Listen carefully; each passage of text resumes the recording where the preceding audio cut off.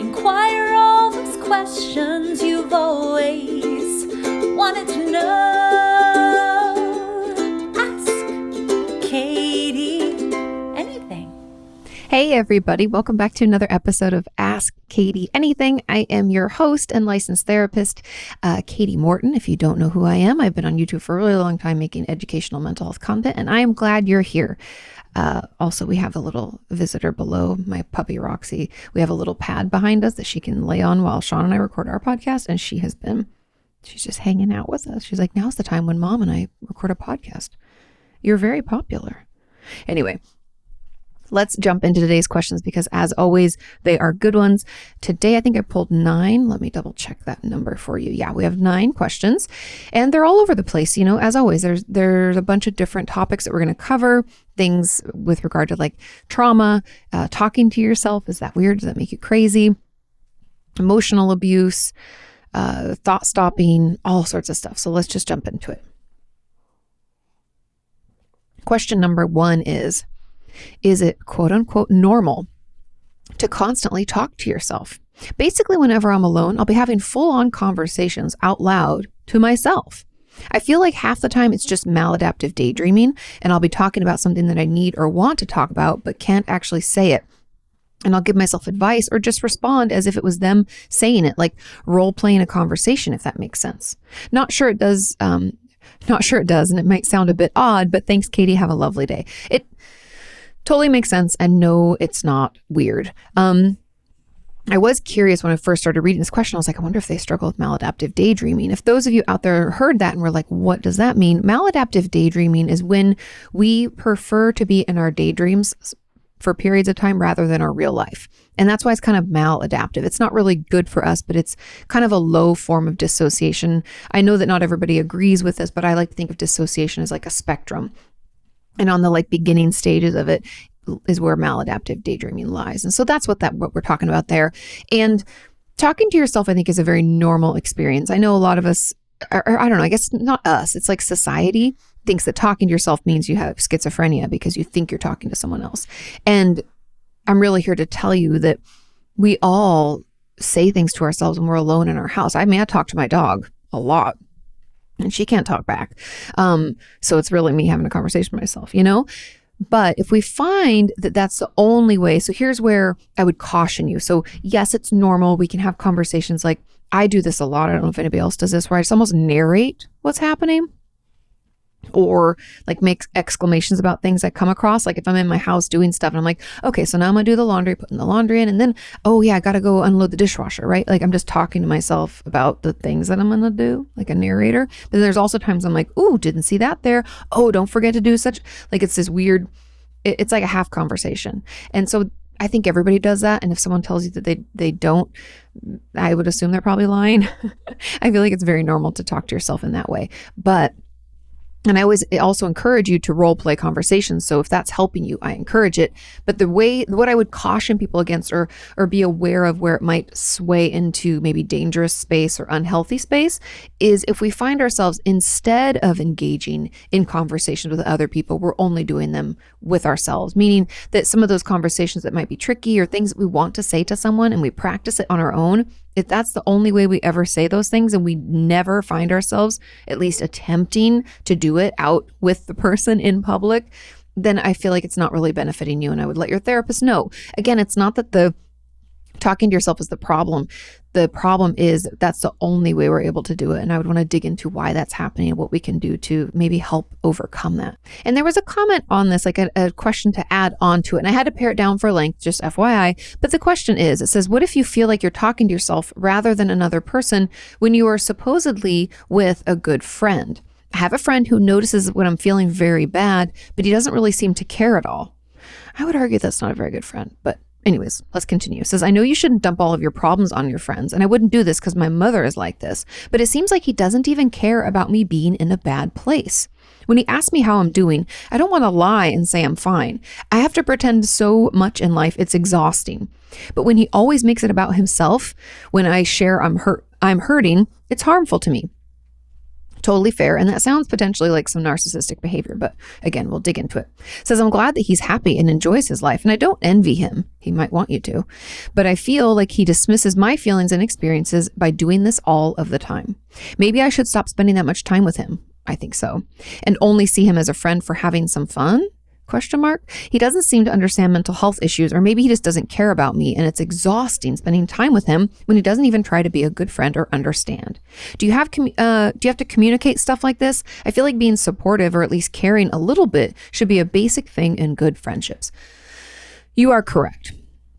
Being supportive and caring about another person isn't something you should have to ask for in a relationship. You could, for the sake of communication and giving someone an opportunity to show us that they can rise to that occasion, is, you could let them know, like, hey, sometimes when I bring things up and tell you I'm having a tough time, I kind of feel dismissed.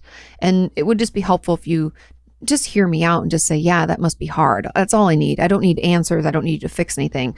I just need you to hear me. Do you know what I mean?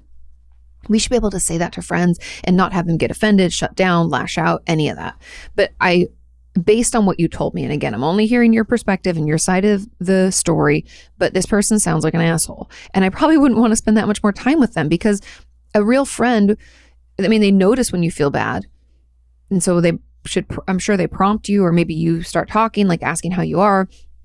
And sure, you don't have to dump all of your problems on your friends, but you should feel free to like share, and then they should support, and then they share, and then you support. And that's how friendships work. And so that just does not sound like a good friend. Doesn't sound like a good friendship. Either way, it's not working.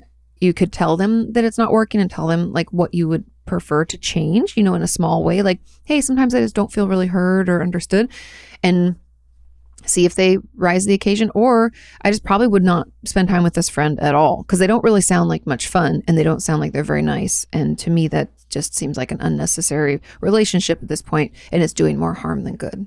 And I'm sorry that they're doing that. That's so rude. Ugh, sometimes people are just so frustrating. Okay, let's move on to question number 2. This question says, hello, Katie. How do you treat trauma that you don't remember? This is a great question. I can hardly remember my childhood, but sometimes I have emotional flashbacks in response to certain questions in therapy. Without pictures or sounds, only the feelings of fear, despair, helplessness, and so on. I also dissociate a lot when that happens. It probably feels overwhelming, I understand. Is it possible to treat this in trauma therapy? Yes. There are no concrete situations that we could work on, only the feelings. Or is trauma therapy not possible in this case? Thank you for everything you do. Have a nice day. You as well. I hope you have a wonderful day. Now, I had talked with my good friend, Dr. Alex Altman. I think it was in one of our most recent videos on my channel, which I think it came out in like a month or two ago, probably in August. But I did some videos with, she's a trauma specialist. She's a psychologist, and I love her very dearly. And the truth about trauma is that a lot of times we don't have full memory, or we don't have memory at all. And what we really work on then is understanding and processing / managing what we do remember. These can be body memories, so sensations in our body, or in this person's case, it's emotional flashbacks. So it's more identifying and understanding those emotions and where they arise from, and helping us find better ways to manage them so that we don't become overwhelmed or dysregulated by them. So there's no need to think that you cannot work through it, or that you can't process a trauma because you don't have memories of it. A lot of us don't have memories of them. And I mean, in some ways it's like protective. I would assume that the lack of memories is due to dissociation, or due to just our system being completely overwhelmed and it's not able to really make sense. That's why a lot of trauma memories can be like fragmented. And so anyways, just know that a lot of people don't have memories of their traumas, and you don't have to have those memories in order to work through it and heal. In your case, we're just going to focus a lot on the emotional flashbacks and grounding techniques to keep us from dissociating. And yeah, it'll get better. So hang in there. And yeah, if you can also, if there are any like bodily responses that you feel, like maybe your stomach turns or your neck gets really tight, let your therapist know about that as well. Because that's, again, it's all helpful information and part of that healing process. Okay, let's move on to question 3. It says, hey everyone, I hope you're doing well. Thank you. You too. It says, could you talk a bit more about emotional abuse? Of course. A few months ago, I realized that I was emotionally abused for 6 years during my teenage years. As I'm trying to deal with it, I came over a few questions. How can you deal? This is number 1. How can you deal with your own belief and with people that think it wasn't that bad? So yourself and others thinking it wasn't that bad. Ooh, yeah, that's a rough one. The abuser never actually hurt you. So, people think that like they didn't physically hurt you. So what's your problem?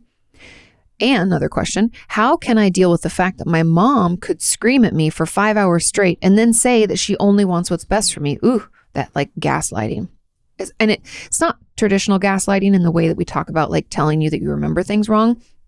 It's almost like it's too quick of a switch that it's almost like her saying that she only wants what's best for you, that she thinks what she's doing is best for you. And that's like a mind fuckery. Does that make sense? So it's in that way, it's gaslighting. Okay. And then how can I put those two sides in one picture? Yeah. Like your mom yelling for 5 hours and then, yeah. It says, thanks for all your videos. They've helped me through a lot in my recovery. I'm so glad. Now, this is a great question.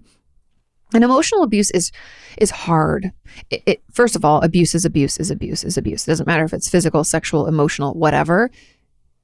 It happened and we were traumatized by it and probably have symptoms of PTSD, or at the very least struggle with anxiety, maybe people-pleasing behaviors because of the abuse. And emotional abuse, because you can't see it, like meaning that nothing happened to us physically, like sexual abuse and physical abuse. Often there are marks and bruises and we have to go to the hospital for things and get checked out. And it can feel more real and tangible because of that.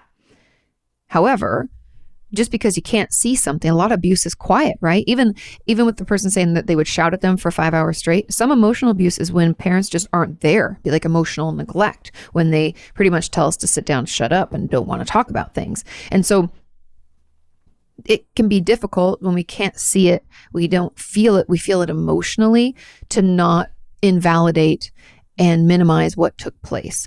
And it sucks, you guys. And I know it's really hard, but unfortunately, emotional abuse is super common, especially, for parents who have their own issues and don't know how to manage or regulate rather their own responses and reactions to life. And so they take it out on their children. Or maybe that's how they were brought up and they think that it's okay for some ungodly reason. Okay, let's answer the questions. So how do you deal with your own belief? We have to start fighting back with our therapist, with facts and information to prove slowly, it's not even prove, I don't even like that word. It's more like to fight back against that falsely held belief that it wasn't that bad, I survived it, so I'm okay. Like all that minimizing thoughts and behaviors and things that we can do to invalidate our abuse. Start stacking those facts, and then also just notice when you're thinking thoughts that are doing those things, like minimizing and invalidating. Can we notice that? And can we pick one of those facts and argue back with it? Like when you have that automatic thought that's like, yeah, but other people's abuse was worse. Mine's not that bad.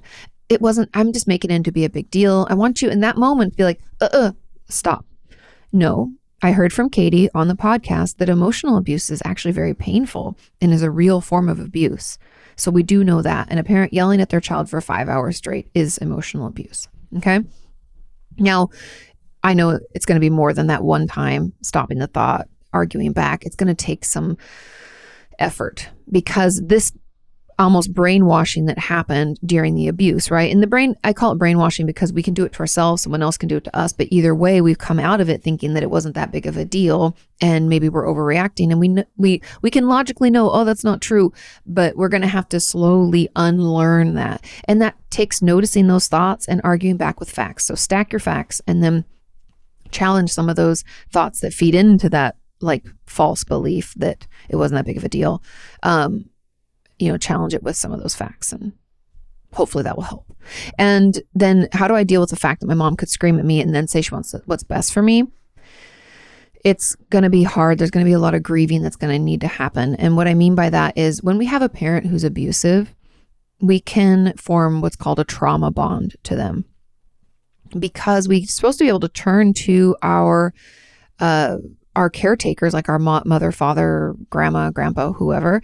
We're supposed to be able to turn to them for support and love when we are in pain and something happens to us, right? But what if those people are actually the ones that are causing the pain? It can be like a total mindfuck, and it can be really complicated and confusing for us to tease it out and make sense of it. And we can be like, no, but they're the ones that would want to protect us. Why would they want to hurt me? Ooh, maybe it's not as bad. Maybe this is what parenting is like, right? And we can do that. And so we can bond with them as a way to prevent them from continuing to harm us. If we're like, oh, maybe I must have caused it, right? We've all had thoughts like that. If we've been traumatized, it seems to be very common that we'll think, I must have done something to make mom upset. That's why she lashed out at me. Or she said it was my fault that she yelled and told me not to make her do that again, which is so abusive and such a gaslighting statement.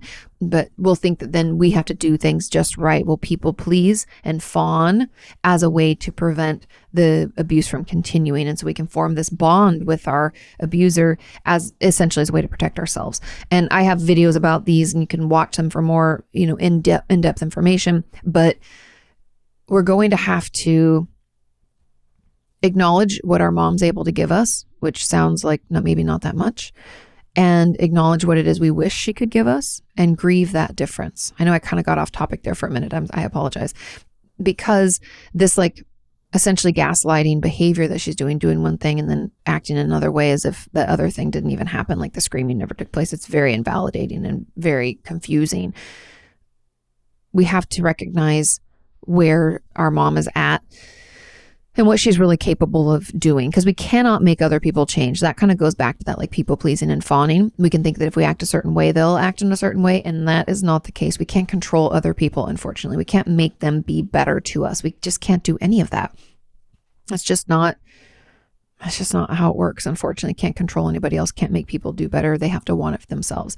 And so it is hard to grieve. I will be truthful with you. It's not an easy thing to do, but making those lists of what they're able to give versus what you would want from them can be really eye-opening to see how different they are, or maybe how close they are. For some of my patients are like, oh, I thought it was really shit, but it's actually just the fact that she can't show up for me when it comes to this stuff. And good thing I have, my two best friends to do that, or my dad, or my brother, something like that.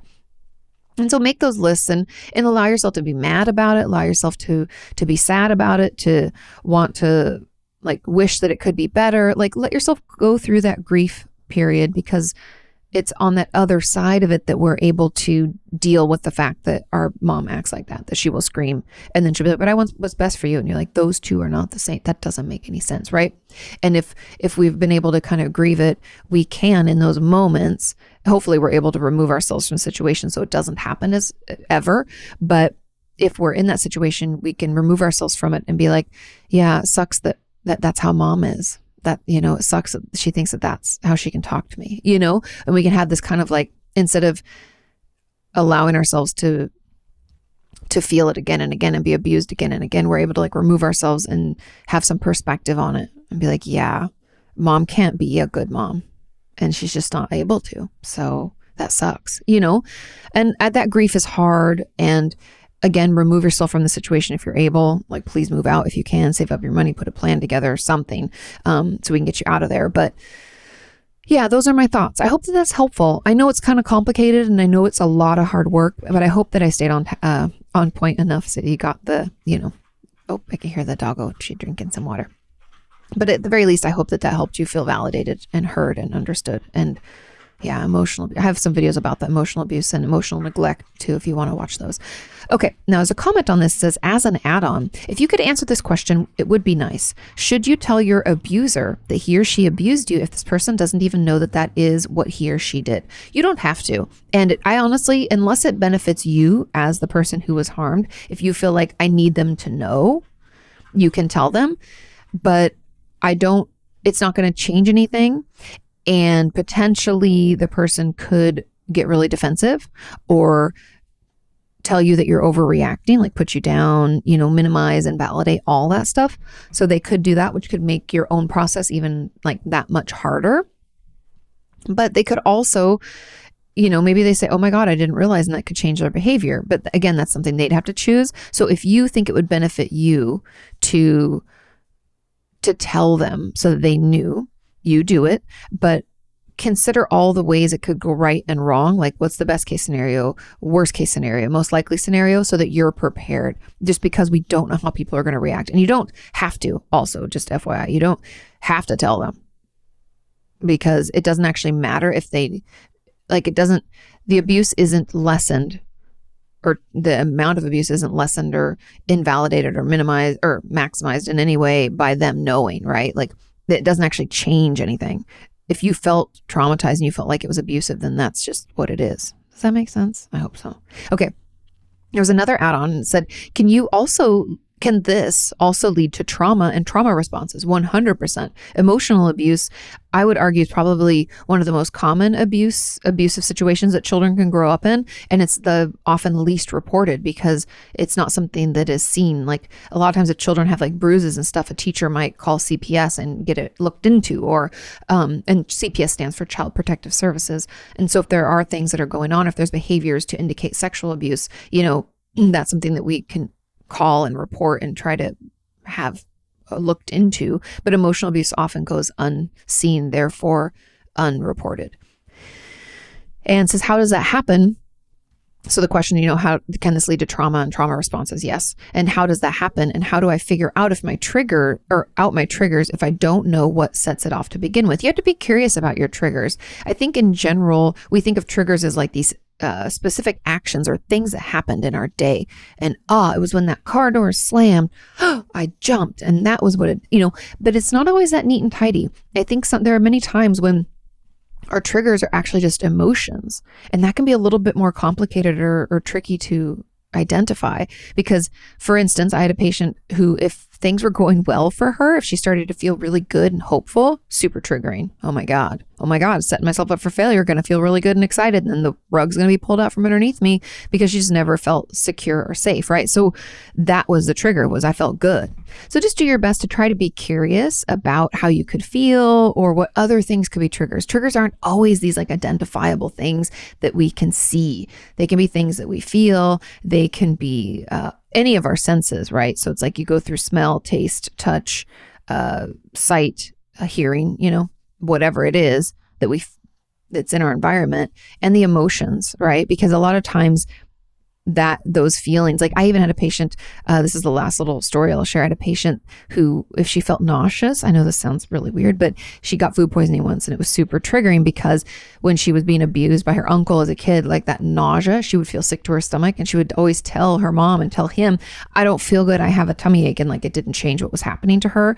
And so that itself was triggering. So again, just know that it can look and feel in a lot of different ways and everyone's triggers are going to be different. But if we know the last time that it happened or last few times that we overreacted, and I use the term overreacted not as a judgment, but more as an indicator, right? If we are overreacting, like reacting out more than the issue itself warrants, that is an important like red flag to be like, hey, something else is going on here because my reaction is not in line with what happened.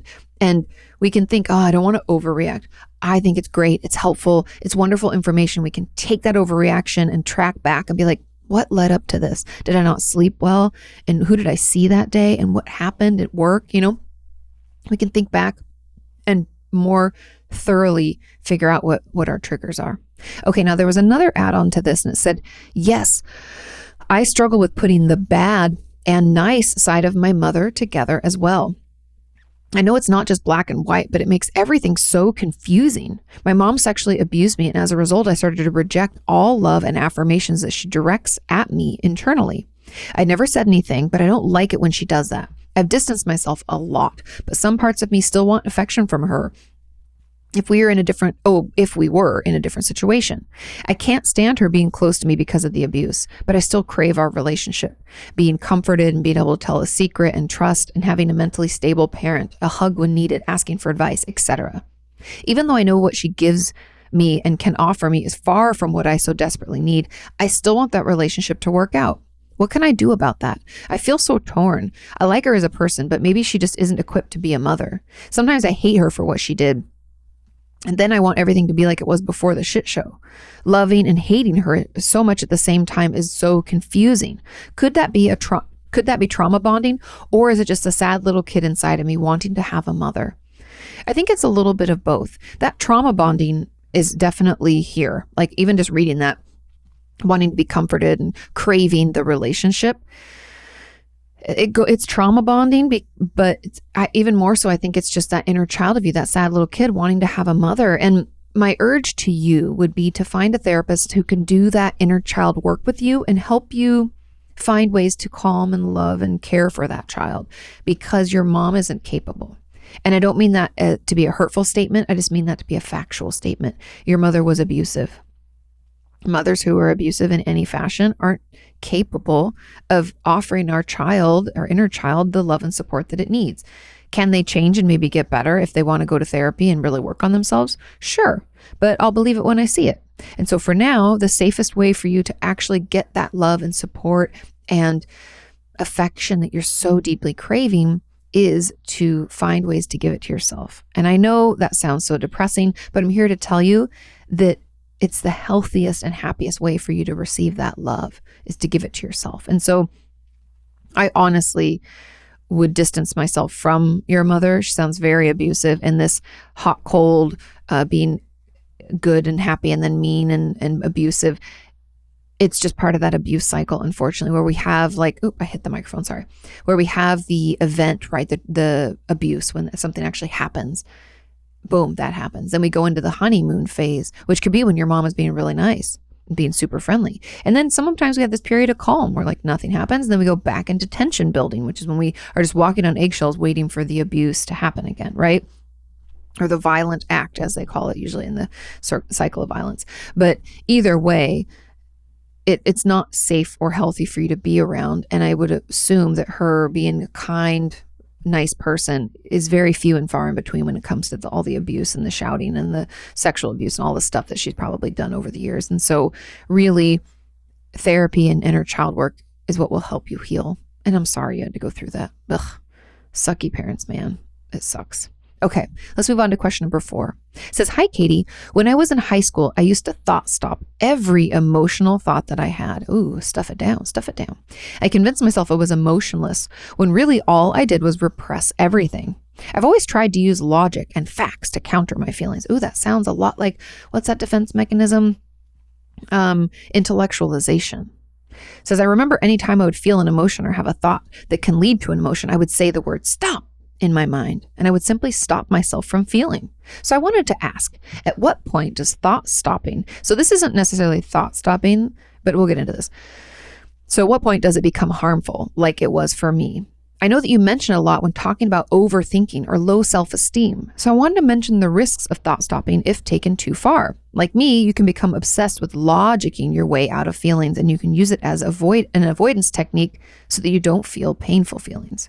Or if someone is upset but thinks they're overreacting, they can thought stop because they want to stop being overdramatic when really their feelings are valid and they're right to be upset. Thanks, Kati." Okay, this is a great question. And the truth is, so I want to get to the real question here. So yeah, at what point does thought stopping be harmful, like it was for me? So thought stopping assists us when we have ruminating, unhelpful thoughts. Now, that means that we're thought stopping when we have any thought related to our OCD. Let's say we have obsessive compulsive disorder. Now, when we're in the obsession mode and we're like, "Oh my God, I got to go check that again. I got to check. I only check. Did I turn off?" And we're like going into that worry, panic, anxiety / obsession component of OCD. Thought stopping can be beneficial there because we can be putting off doing the compulsion, which we all know is part of getting out of the OCD. The best way to do it is to stop doing the compulsion. Super uncomfortable, but truly effective. And so thought stopping can benefit us there. Thought stopping can also benefit us when we have these ruminations, meaning we have these old thoughts we've had a zillion times before and they just put us down and make us feel like shit. Those we want to stop too. They're not helpful. However, what's happening here, I would argue, is not thought stopping, it's emotion stopping. And it's really just emotionally numbing. So it's like anytime an emotion pops up, you're like, absolutely not, get back down where you came from. And you're like, ugh, and you swallow it and push it. And you do it by distracting and saying, stop, stop, stop, stop, which is using a thought stop technique, but yours is specific to emotions. So it's like, anything that would lead to an emotion is like a no-go, because I would assume it maybe felt too scary, too overwhelming, or anything like that. And I'm here to tell anybody out there who feels like they need to stuff all their emotions down because they're just too much. And if they didn't do that, they'd feel overwhelmed. Emotions don't last for that long. They come in, we feel them if we just allow them to be and be like, yeah, I feel kind of annoyed with that. And that's kind of frustrating. And you know what? I'm also kind of tired. And today is just, I'm grouchy. I feel irritated, whatever it is. And we let ourselves feel it. And I know that is where people have a tough time. It's like, how do I let myself feel it? Well, maybe we scream in our car because we feel angry. I'm going to show anger right now. Maybe I write about it. Get that anger out. Maybe whatever emotion I'm feeling, I talk about it with my spouse or my roommate or my therapist or whatever. We just let it be there. We don't try to turn away from it. That's how we feel it. I know a lot of times therapists will say things like, just sit with that feeling. I'm guilty of saying that, and I apologize. But what we mean with like sit with that feeling is like, don't try to like turn away like it's not there. Like face it head on. Get to know it. Be curious about it. Especially those emotions that we think are particularly like inappropriate. Like I'm not a huge fan of anger. It feels like a wildfire that can like catch onto other things. It's like out of control and it could like set my whole life on fire. And I think that's because I've actually never allowed myself to just be angry and know that it's okay, because it's actually indicative of me being hurt. Spoilers, anger is a secondary emotion protecting us from whatever the primary emotion was. But anyway, long story short is that if I make time in my day, which this sounds kind of weird, but if I make time in my day to like feel that anger and acknowledge it and like, where did it come from? And why do I think I'm angry? Or what happened to cause that? Do I think, blah, blah, blah, just dig in a little bit, then it will pass. Then I've learned about it. I've allowed myself to feel it. And yeah, that's really it. So when people say sit with your feelings or allow that feeling just to come on in and hang around, just know that that's what they mean. And it can be really helpful. And yes, prevent us from logicking our way, because this really just sounds like, instead of calling it thought stopping, it's either intellectualization or like emotion stopping. But anyway, I hope that was helpful. And thank you for your question. It was a really great question. Okay, let's move on to question number 5. This question says, hello, Kati. I have started seeing a new trauma therapist and have seen her for a month. I get on well with her, and although I'm struggling to open up, she has been really reassuring me, which is what I need to hear. The problem is that I have the urge to push her away. I'm really struggling with it because I've seen a lot of counselors and psychotherapists before, and this feeling hasn't happened. I do have BPD, there we go, and fear of abandonment, as well as trust issues, and I worry that she will not want to carry on with my appointments if I tell her some of the bad things. Since when are those bad things? I feel like that's a lot of judgment right there. Just throwing it out there, pushing back a little bit. Okay. How do I deal with this? When you have treated clients, what small signs do you spot that show you that they are pushing you away? I'm always going to go to my appointments and won't miss any because of this, but I'm wondering if I already am showing signs subconsciously without even knowing. Thanks for all that you do. Of course. Patients push me away by lying, by not being as forthcoming, by not making as much eye contact. There's a ton of ways that I would know if a patient is kind of like withdrawing from me. And a lot of it just has to do with like the emotional withdrawal, right? It's not so much the physical. Like you said, you're going to go to your appointments, but she might even notice like a closed off body language is always it's not indicative at the beginning. It's usually because patients, don't really trust you yet and they're getting to know you, which is understandable. But if they've already felt open and sitting in your office comfortably, and now they're going back to this, not that I'd assume it's them pulling away, but I'd be curious about it. I'd want to know why that's happening and what's going on for them. And maybe it's something else outside of therapy, or maybe it's something in therapy. I would ask questions and find out, wait till they let me know. But yeah, it's definitely your BPD flaring up. And hopefully your therapist is well equipped to handle diagnoses such as those, the borderline personality disorder, because it's not a bad thing. It's just a mental illness that you're struggling. It's a personality. I don't even like that it's called a personality disorder, by the way, but borderline is just something that we're going to have to manage. And the best thing you can do is recognize, what's setting off some of those abandonment issues or trust issues. What is it that worries you about her, like letting her in and continuing to let her in? Are you thinking like, I'll never survive it if she leaves? Or it sounds like you thinking that she's just going to leave you anyways. Like, let her know about this and what's coming up for you. If you can, at the very least, try to write or leave a voicemail or email or something to let her know that this is happening for you, because number one, it's super common. And number two, she can help you work through it. That's what you're in therapy for to begin with. And so, yeah, I hope that answers all your questions.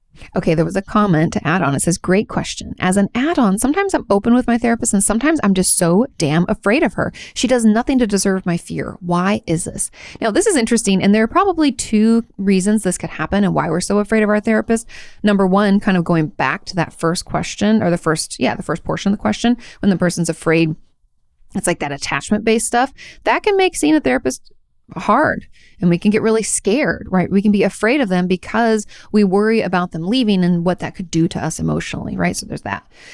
The second component, and these could both happen at the same time, by the way. The second is that therapy is just this weird place where we go to talk about our emotions and feelings and often tell our therapist things that we wouldn't tell anybody else. And that kind of vulnerability, can shut us down. We can want to push them away. And that's why we can be afraid of them and sometimes be open and sometimes be afraid. I'd be suspicious and have questions. I'd be a detective to see if you feel more afraid of her, like during or after you've shared something a little bit more intimate than normal.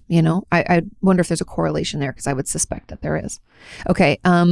Another add-on question says, I was recently diagnosed with CPTSD, or complex PTSD, and my therapist recommended EMDR, stands for eye movement desensitization and reprocessing. I have a video about it if you want to learn more.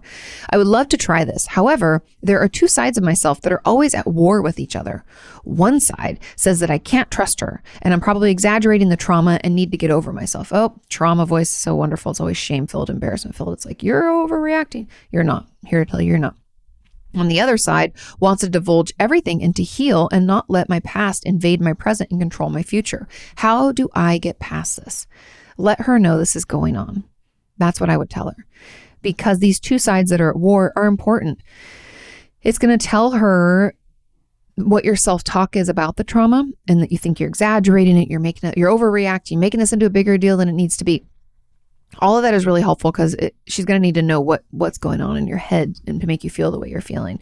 And then the wanting to divulge everything is that part of you that's like, I feel like shit and I don't want to feel like shit anymore. And if I was your therapist, I would work to better understand that part of you and work to support that part of you so that we can get you to open up more. Because by digging into even the other side where it's like, I can't trust that person, I'm probably exaggerating. If I can dig into that side and kind of figure out what the root of that is, right? Is it that we're afraid that we'll finally open up about everything and they'll tell us it wasn't that bad? Are we afraid we're going to be invalidated again, Or is it admitting that it actually was trauma and having someone validate it is maybe more than we can handle? Do we feel like you're like, oh no, now it's real? I don't know where it's coming from, but I'd be curious about that, because I feel like in there is an answer as to, why this is happening and how we get past it. Does that make sense? Sometimes just knowing more about it and telling our therapist that we're having this kind of battle is really helpful. Now, there is another follow-up on this. That I have a similar problem. I think about running away in session when talking about difficult stuff, like closing my notebook when I have online therapy, or walking out of the room when being in the office with my therapist of 2 years. It's more like a subtle thought than something that I act on, but it just feels safer. If I have this option to escape when my trauma gets to be too much to deal with, why do I feel this way? I've noticed that running away is something that I've done my entire life. I used to be that way too, by the way. We'll dig into this.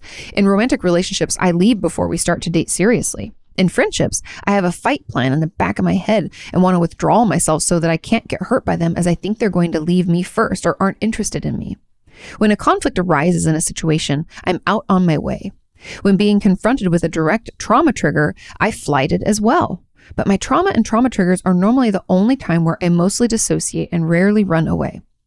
Oh, trauma pushes you more into freeze. Interesting. Probably because you're already overwhelmed. Your resilience isn't as great in that area of your life. If running away is my go-to defense mechanism that I'm prone to in all different aspects of my life, why didn't I run away when I got myself into an abusive situation? I was just a teenager, and I was more or less there voluntarily, and I hate that word just, but they put in here, got exposed to the sexual violence this way again and again, without force or coercion, probably because I trusted my parent and was overly naive. Leaving the situation didn't even cross my mind at the time of the abuse. I'm not sure if I may have dissociated, probably. I don't have any clues of that, but while I know what happened, I don't remember the specific situations. What are the signs that I dissociated when I don't remember it? I usually know when I dissociate now and remember most of that. So how do I stop blaming myself for not leaving when I could have safely done so? And why am I always on the run anyways? Could it be connected to my overly emotional and self-involved mother? And a shorter period of emotional neglect? My mother was in the hospital a few times for a while when I was a small kid as well. Could all of that have had an impact on this instinct to run away? Running away is like our instinct, right? It's part of our fight, flight, freeze, and fawn response. So we can do it automatically when we feel overwhelmed or super stressed out. And so, of course, this could all have had an impact on you. I think running away in your life is easier for you when it doesn't involve your primary caretaker, meaning your mother. When our primary caretakers involve us in abuse, we can be very confused. Like I was talking about earlier, it's confusing. We're supposed to be able to turn to them for love and support, and here they're hurting us. I don't understand. And so we can keep going back, hoping that the next time it'll be better, it'll be different. They'll give us the love that we want and need so desperately, only to be abused again, right? And I know logical brain part of us is like, well, why did I go back? Like it had already happened. It happened a few times. I just kept going back like an idiot. No, you kept going back like a child who needed support and needed connection and needed protection. And we didn't know any other person or way to get it. And even though we weren't getting it, we kept going back hoping that we would. That's just being a child. And I'm sorry that you went through that. But in other parts of your life, probably because you were already super stressed out over the abuse that you were sustaining, you run away. And we run away as a way to protect ourselves, right? It's that flight because you're like, well, if we don't get too close, then they can't leave me and then I won't be wounded again. So in dating, I'm just going to leave before anything gets too serious or even serious at all.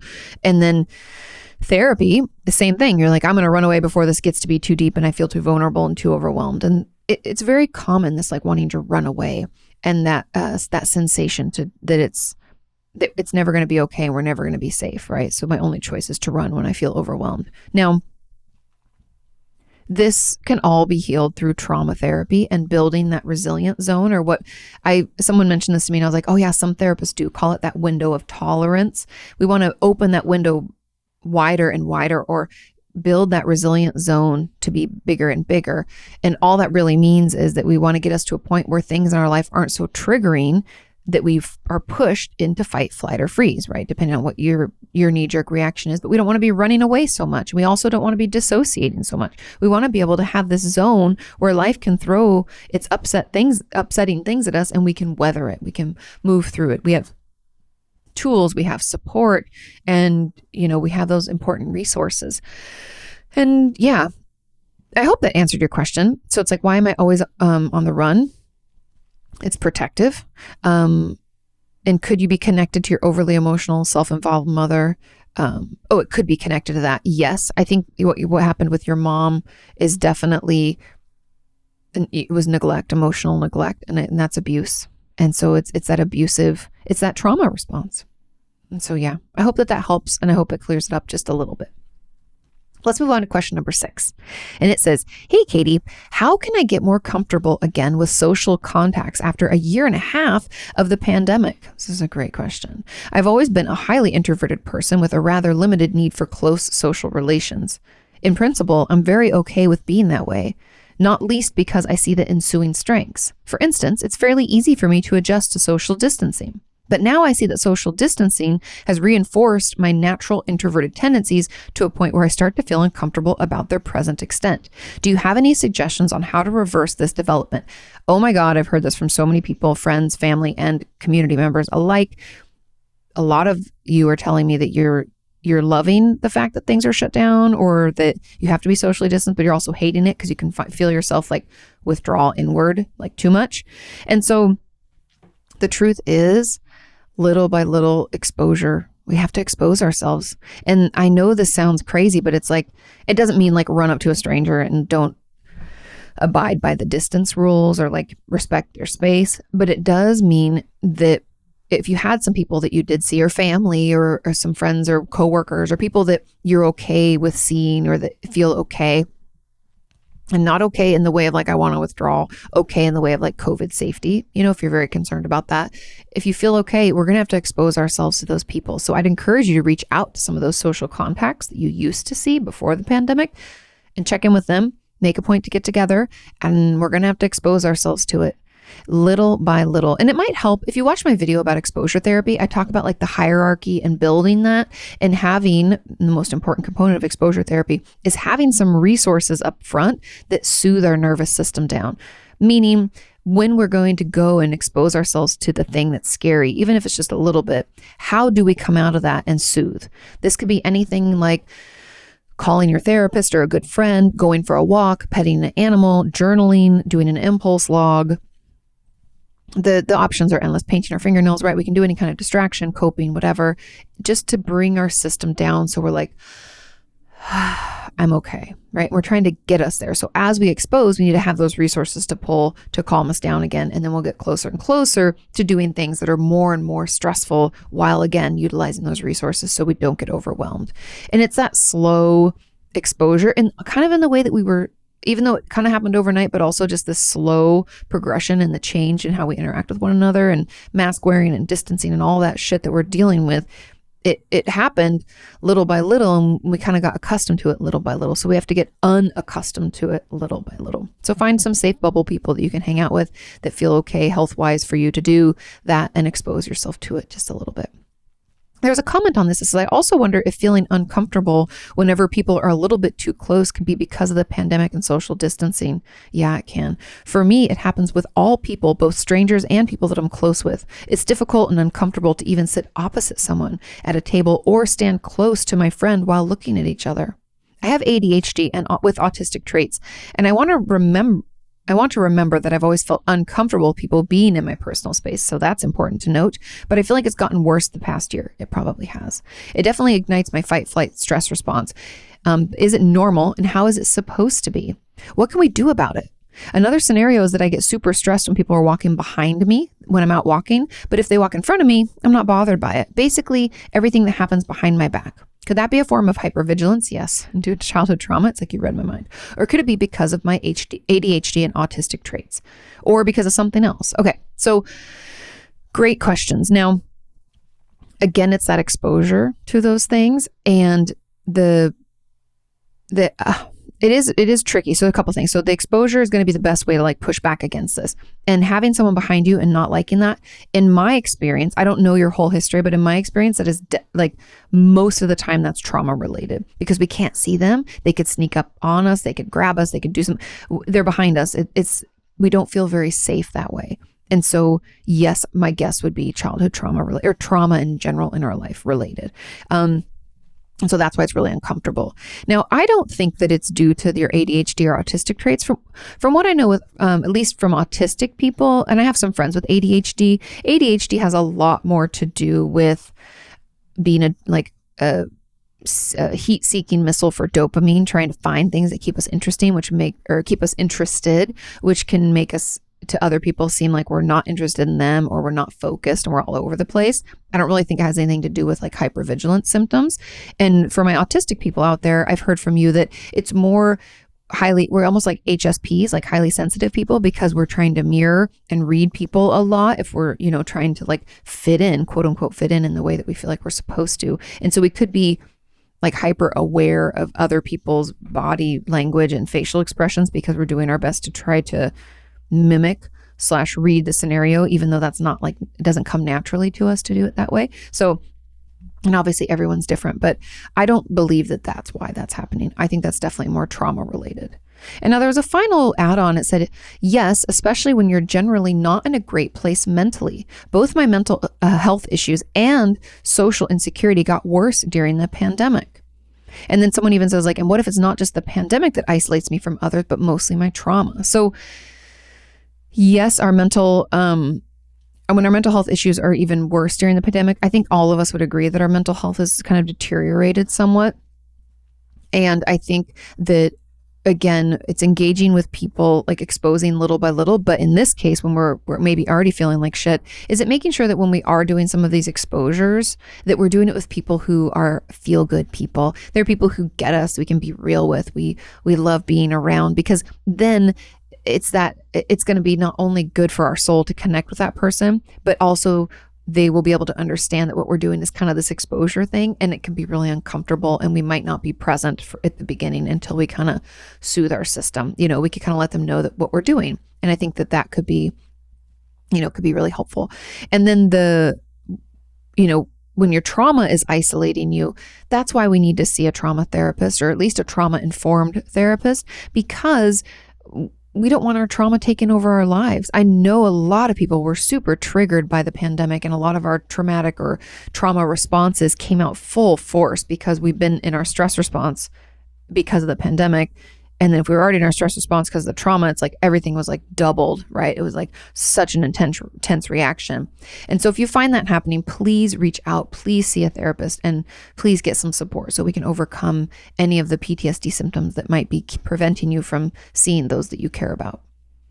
Okay, let's move on to question 7. Let me get a drink of water here. This question says, "Hey, Kati, how can I deal with the anxiety of losing my therapist? I know she says she won't leave, but I'm still scared that she will. Is there anything that I can do to conquer that fear?" Okay, there's one follow-up on this, but let's just dig into this first. Talk to your therapist about it. Anxiety is what is known as uncontrollable worry, right? And your uncontrollable worry right now is focused on losing your therapist. And we have to let them know that this is happening. I would suspect that it's either borderline personality disorder creeping up, or maybe it's just some attachment-based stuff where we've had, not as great of caretakers, parents, or maybe our mother was just emotionally unavailable. And so we felt very emotionally neglected and we were abused that way. And so we found someone like a therapist who's there, they show up, they're consistent, they, are emotionally connected, and that can feel great. And so we can be super, super terrified of ever losing it. But we're going to have to dig into where it's coming from for you and why it's coming up now.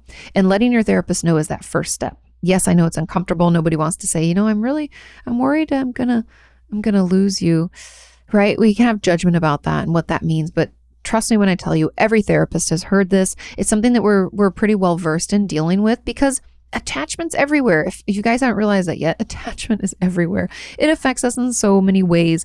And we all have our issues and worries about losing a person in our life or a therapist. And the more we can do to figure out where it's coming from and what the actual worry is, because it's not just that we're going to lose them. It's that I'm unlovable or no one's ever going to be there for me. We have some other deeply rooted beliefs that we got to get to.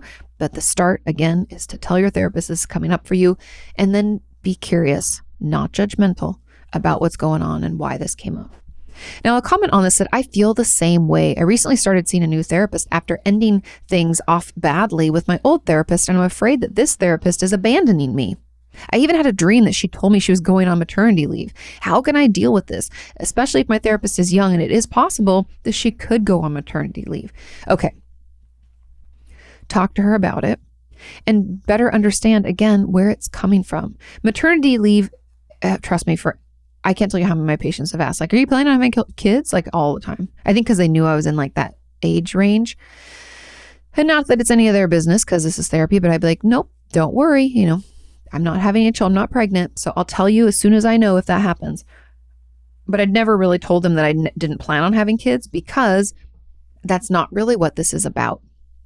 It's about that abandonment component or that attachment issue. And that's what we need to dig into. And so it's not so much how can I deal with this? How can I just ignore this or move past this or stuff this down or, get it out of the way? It's more about being curious about why this is coming up for you. Has this happened before? Have you felt abandoned before? Did you have a caretaker or someone in your life who let you down and didn't support you in the way that you really needed?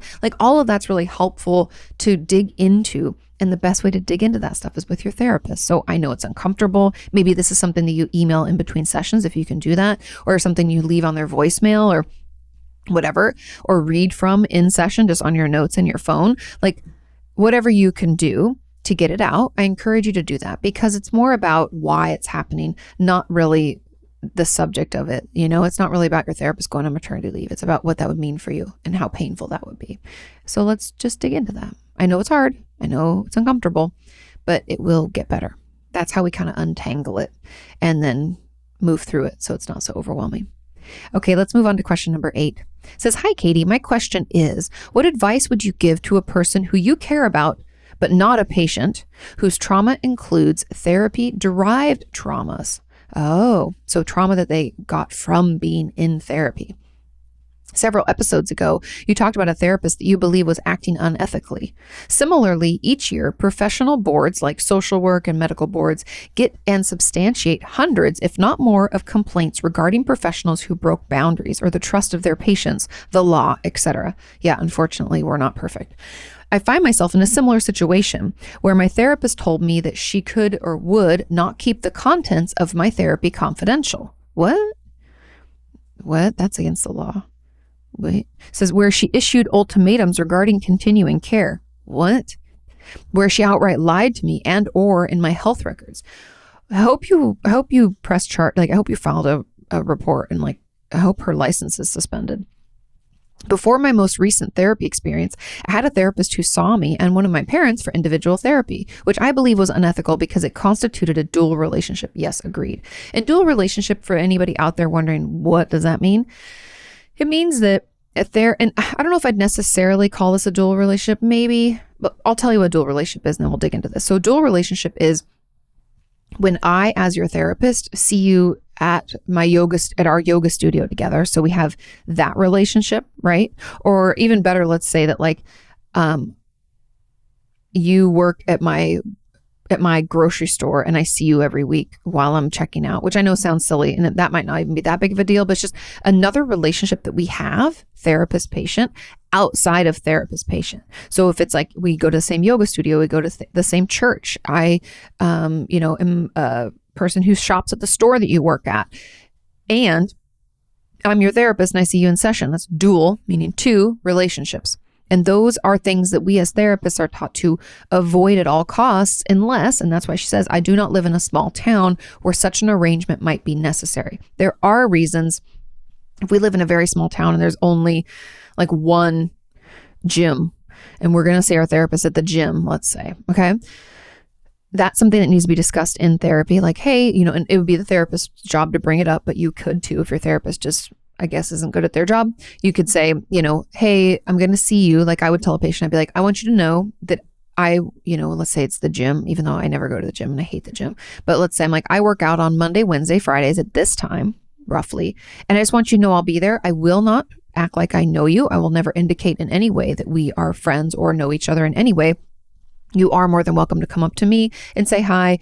But hopefully, if I keep a consistent schedule, you can just avoid it if you don't even want to see me there, right? That would be something you kind of arrange and you try to work it out. But in small towns, sometimes it's impossible to not run into one another. And so it's something that's important to discuss. But I think it's unethical, not because it's a dual relationship when you see a parent and their child. I think it's unethical.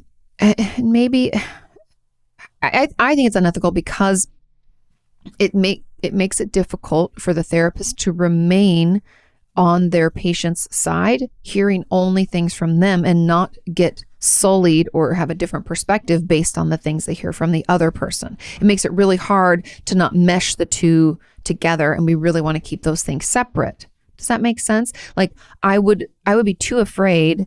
This is why it's unethical, and it's something they discourage, by the way. You should never see one patient and then see a couple together or something like that, because that one part of the couple that you're seeing individually is always going to be seen by the other member of that couple as being given certain, more leeway from you, or you're only siding with them because you see them individually, right? They can see that it's not really fair. It's not going to be balanced because you're like more on their side because they see you also.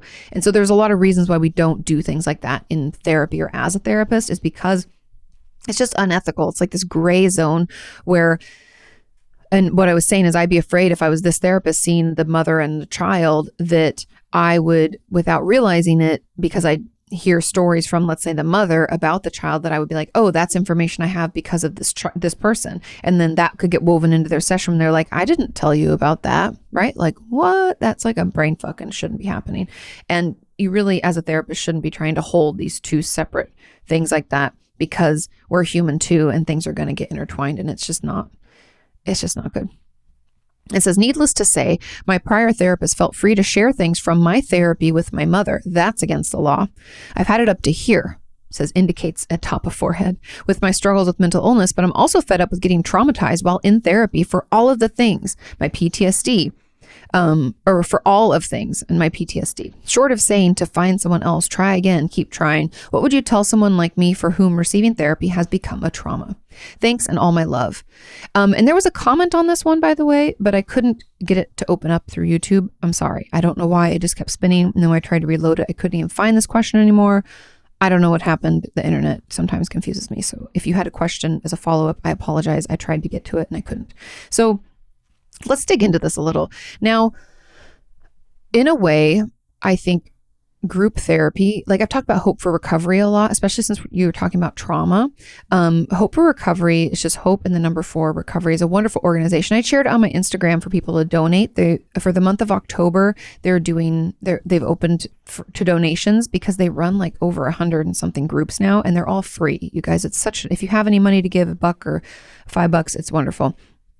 I would encourage you to support them. They're really great. Now, group therapy might be a way for you to get some support without having this happen. And it could be a way to process through that trauma in a better and safer environment. So that would be my first thought, really, to be honest. Yes, don't see those therapists again. Also, file a complaint and then maybe look into finding someone else. But the way I would go about it might be a little bit different this time. Like the group therapy, I think could be a way for you to work on healing without, again, putting yourself in a situation like this or being triggered really by something like this. But then I think the second part would be through word of mouth, try to find someone different, because that is the best referral. Is if a friend or family member or someone in our life, even someone at work, if they talk about it and be like, yeah, I love my therapist, she's great, blah, blah, blah. Get their name and number and let's see that person. I think the way that we're going to get the referrals could hopefully help us avoid a shitstorm like this. And I'm sorry. I want to apologize for all therapists out there who are trying to do a good thing. I want to apologize for the fact that you had to encounter such an unethical and illegal, just full of illegal actions, really, that this therapist was. I'm just so sorry that you had to encounter that at all and deal with any of their garbage. It's like they never attended any schooling. I don't even know. There's no explanation. I don't condone this behavior. It's terrible and they shouldn't have their license. The very least, it should be suspended so they can retake law and ethics and understand how confidentiality works. But also, it's just frustrating, you guys. But I think they should probably lose their license because that just seems crazy. Yeah. Anyway, those are my thoughts. And I think group therapy might be the best way. And even just processing it on your own, journaling about how it made you feel, what came up for you. And yeah, just letting yourself feel it. And I'm sorry. I wish I could punch that therapist in the face for you. Okay. And it gets better. But yeah, again, group therapy, I think might be that sneaky way in. Okay. The final question number 9 says, Kati, can one sibling have problems while the others don't? Interesting question. I'm a triplet. Wow. Okay. A triplet. I haven't dealt with triplets in my practice, only twins. And I feel so left out with all events that I've had to share with my other 2 siblings. Oh yeah, that's very common. We'll dig into that. Even though I had a hard enough time having family occasions because my one older brother molested me. Oh no, I'm so sorry. I feel so stupid for caring so much about how I didn't want to do certain themes for our birthday when I was always outvoted by the other 2. Oh yeah, fuck, there's 3 of you. Sucks. For example, our 16th birthday, my 2 siblings wanted a laser quest. Meanwhile, I didn't. Even the kind of cake that they wanted, chocolate. I wanted strawberry cake. Why didn't your parents split things up or do like 3 tiers? I don't understand. However, I was always outvoted. Plus, my household as a kid was so hectic. My dad was a drug addict who abused us kids physically and yelled and didn't care for our feelings. My mom didn't do anything to protect us. She would watch my dad hurt us right in front of her. So back to my earlier question, I'm the only triplet who has a mental disorder, generalized anxiety disorder. And the other 2 do not have any mental disorders. How is that possible when we are triplets and we were raised in the prison house? Thank you for your answer to my question. You're an amazing person. Of course, happy to help. Now, we'll dig into the twins triplet thing in a second, but the real answer to this is that unfortunately, each and every one of us is born with a certain level of resilience. I talk about that actually in my book, Traumatized. It's available now anywhere. There's a whole chapter about resilience, and I talk about why siblings can grow up in the same house, go through the same things, and one can come out with PTSD and one doesn't. And we've heard this time and time again, right? One sibling will have become a drug addict or really struggle in school or maybe go to prison. And the other one's like fully functioning, doesn't have any issues in that way. Now, I would argue that your other two siblings do have some struggles too. They just are stuffing them down and pretending everything is fine because everybody's really good at that, as we know. But you're the one that's like openly struggling and being honest about it. But also there's the different levels of resilience, and we're each born with a different amount. And yes, that sucks. But also what's amazing is the fact that we can do things to build it back up. We can take better care of ourselves. We can get into therapy. We can build our own friend support system that has nothing to do with our family. We can do all of this to build up that resilience zone so that we aren't so bothered by the things that happen in life, because we have the tools, we have the support to move through it. Now, to get briefly into the triplet twin thing, it is really important for you. It's going to be important as an adult, but I'm sure as a kid it was important too, but to have things that are just yours. And I don't know, how old you are, or if you're out of the house. I hope that you are out of the house. But I think it will be really helpful for you to live on your own, not with either of your siblings. To even if you have roommates, I'd want those roommates to be like friends or people that you know from school or work or whatever. Because you never felt like you had anything that was just yours. And that lack of privacy, independence, and I don't even know, like it seems silly that your parents didn't take turns on like, you get to decide this one, you get to decide on that, and then each of you gets a go. But having that independence and having that opportunity to do things on your own is going to be really key to your healing and really important as you move out of this, so that we don't feel so suffocated by our siblings. Because being a twin, but being a triplet, I mean, it's just really hard to get any time for ourselves and any feeling of I'm my own person, right? It might take you even a little bit longer than other people who aren't aren't triplets or twins or have, siblings that are born at the same time, but it might take us a little bit longer to figure out who we are, right? Because we're always rolled into these other two people who are different people. And it's like we don't even get that opportunity to develop our sense of self and who we are separate from other people. When most kids who, were born just a single birth like me, like a child born at one time, just one, that we get that opportunity and you didn't. So those are just some of the thoughts that I have about it. And I would encourage you to spend a little time getting to know you and figuring out what you like and don't like. And it sounds like you have a good idea of it. So that's really good. But giving yourself an opportunity to do the things you like and not asking other people for their permission or what they think, being a little bit independent and pushing and getting to do your own thing, I think will be really healing. But again, it's that resilience. And we can go through things, with our siblings, and one comes out okay and the others don't. And it's just because of that. But we can build it up. So don't give up hope. It can and will get better. Thank you all so much for listening and watching. I hope that this was helpful. Thank you for your wonderful questions. Each and every week, they're amazing. And I'm super grateful to all of you for sending them in and taking the time to write. If you're wondering where I get them on the community tab of my podcast channel. And the podcast channel is called Opinions That Don't Matter. That's the podcast that I do with my husband, Sean, but all of our podcasts live there. So you can find the community tab over there. And on Sunday mornings, I ask you for your questions. You can pop them in and I grab as many of them as I can. So have a wonderful rest of your week. Do something to build up that resilience. Be kind to yourself. I love you, and I will see you next time. Bye. Why you've hit a plateau. Inquire all those questions you've always wanted to know.